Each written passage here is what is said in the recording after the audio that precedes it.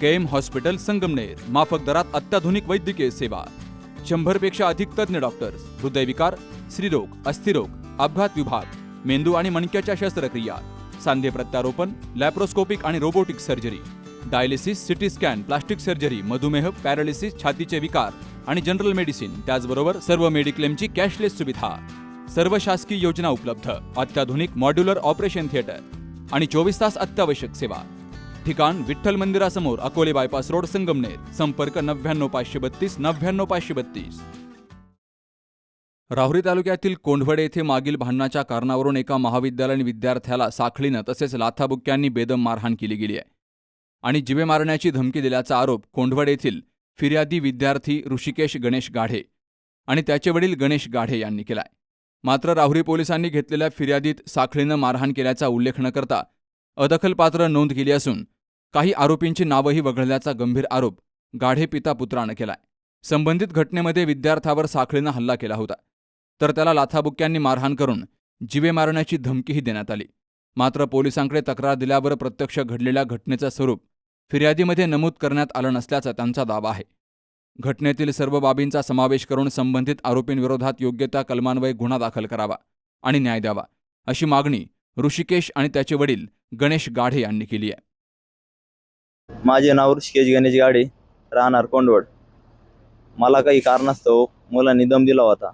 माझ्या बहिणीच्या गाडी मागे यायचे व त्यांना मी समजून सांगायला गेलो तर त्यांनी मला हे केलं, खुन्नस धरून ठेवली. आता 3 महिन्यानंतर माझी खुन्नस काढली त्यांनी. मला वाड्यात बोलून मला साखळीने बुक्क्या लाथाने मारहाण केली. मी बेशुद्ध पडून होतो अर्धाच. आज पोलीस स्टेशनमध्ये गुन्हा दाखल करण्यात आलो तर त्यांनी माझ्या साखळीवर हाणलेले वार, ते म्हणे का साखळी चालणार नाही म्हणे याच्यात, म्हणजे साखळीने केलेले वार ते घेतणार नाही म्हणे त्याच्यात. मला म्हणे याच्यातून जाऊन सर्टिफिकेट घेऊन ये म्हणे. माझ्या बाबीत हे घेतलं नाही, साखळीने हाणलेले वार.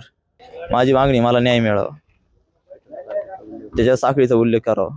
तिने माझ्या पाठीवर वार केला, डोक्यात आणलं, इकडे तिकडे आणलं, फ्रॅक्चर झालं, हाताला इथं फ्रॅक्चर आहे. मी पोलीस स्टेशनमध्ये आलो, ते साखळीचा वार म्हणे, ते म्हणे घेणार नाही म्हणे आम्ही याच्यात. त्यांनी उल्लेख घेतलाच नाही त्याच्यात.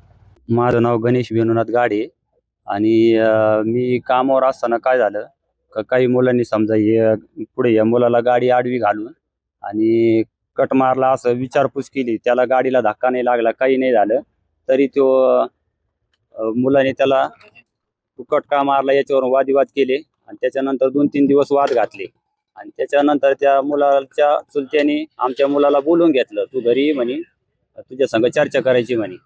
तर हा मुलगा येत असताना वड्याच्या ठिकाणी तर या 3 मुलं पाठवून त्यांनी त्या मुलावर हल्ला केला. त्याच्यावर आता साखळीचे वार वगैरे आहे, पण आम्ही हे सगळं हे घेतलं, याच्यात आहे ना आमचा साखळीचा उल्लेख केला नाही.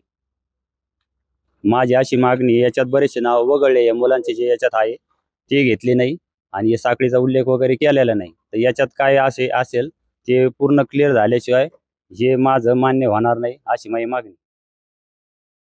दरम्यान या प्रकरणामध्ये राहुरी पोलिसांची भूमिका काय राहणार आणि फिर्यादीच्या आरोपाबाबत पोलीस प्रशासन कोणता निर्णय घेणार, याकडे नागरिकांचं लक्ष लागलंय. नूतन पोलीस निरीक्षक रवींद्र देशमुख यांच्याकडून या प्रकरणामध्ये निष्पक्ष चौकशी करून न्याय मिळेल का, याबाबत परिसरात चर्चा सुरू आहे.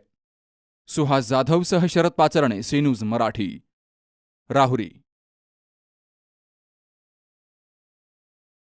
दादा, अरे 7 दिवसावर आले लग्न, सगळी तयारी झाली, पण फर्निचरचं काय? गृहवस्तू भांडार 10 ठिकाणी फिरण्यापेक्षा आपल्याला हव्या असलेल्या वस्तूंच्या हजारो व्हरायटीज एकाच ठिकाणी पाहायला मिळतात, फक्त गृहवस्तू भांडार मध्ये.